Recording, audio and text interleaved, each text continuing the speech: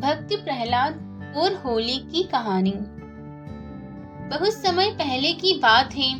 धरती पर एक शक्तिशाली असुर राजा हिरण्यकश्यप का शासन था।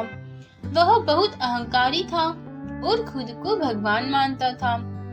उसने कठोर तपस्या कर भगवान ब्रह्मा से ऐसा वरदान प्राप्त किया जिससे उसे न कोई मनुष्य मार सकता, न कोई पशु, न दिन में न रात में, न अस्त्र से और न ही शस्त्र से, न घर के अंदर न बाहर। इस वरदान के कारण वह अमर होने की सोचने लगा और पूरे राज्य में उसने आदेश दिया कि कोई भी भगवान विष्णु की पूजा नहीं करेगा, बल्कि सिर्फ उसी की आराधना करेगा।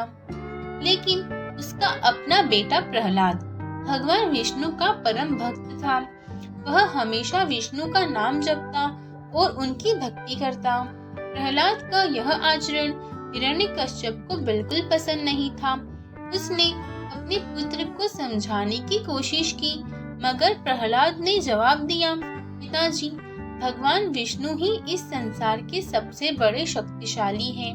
मैं उन्हीं की भक्ति करता रहूंगा। यह सुनकर हिरण्यकश्यप बहुत क्रोधित हुआ। उसने प्रहलाद को मारने के कई प्रयास किए। उसे ऊंची पहाड़ी से नीचे फिकवाया, लेकिन वह सुरक्षित बच गया। विष पिलाया, लेकिन विष का असर नहीं हुआ। हाथी के पैरों तले कुचलवाने की कोशिश की, लेकिन हाथी ने उसे नहीं कुचला। अंधेरे कक्ष में जहरीले सांपों के साथ छोड़ दिया, लेकिन सांपों ने उसे नहीं डसा। हर बार भगवान विष्णु प्रहलाद की रक्षा कर लेते। यह देखकर हिरण्यकश्यप परेशान हो गया और उसने अपनी बहन होलिका को बुलाया।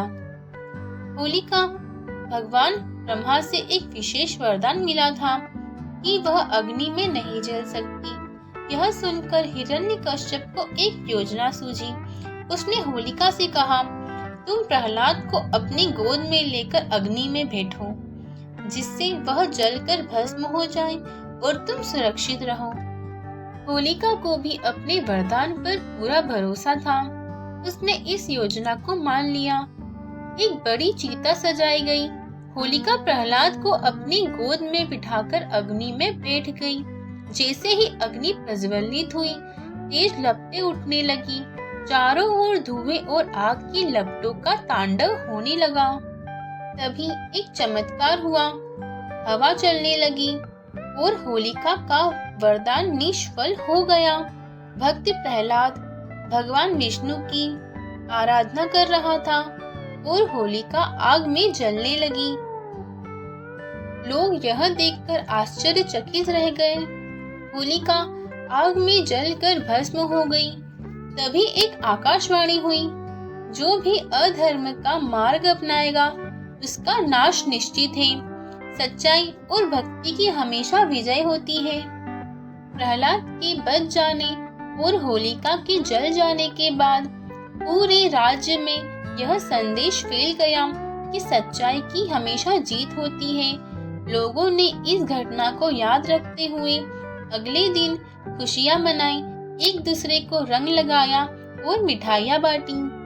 तभी से हर साल होलिका दहन मनाया जाता है, जिसमें बुराई के अंत और अच्छाई की विजय का प्रतीक रूप में होलिका की प्रतिमा जलाते हैं और इसके अगले दिन रंगों से होली खेलते हैं, जिससे प्रेम और भाईचारे का संदेश दिया जाता है। होलिका दहन और होली सिर्फ एक त्योहार नहीं है, बल्कि अच्छाई की जीत का उत्सव है। सीख, सच्चाई और भक्ति की हमेशा जीत होती है और अहंकार और अन्याय का अंत निश्चित है।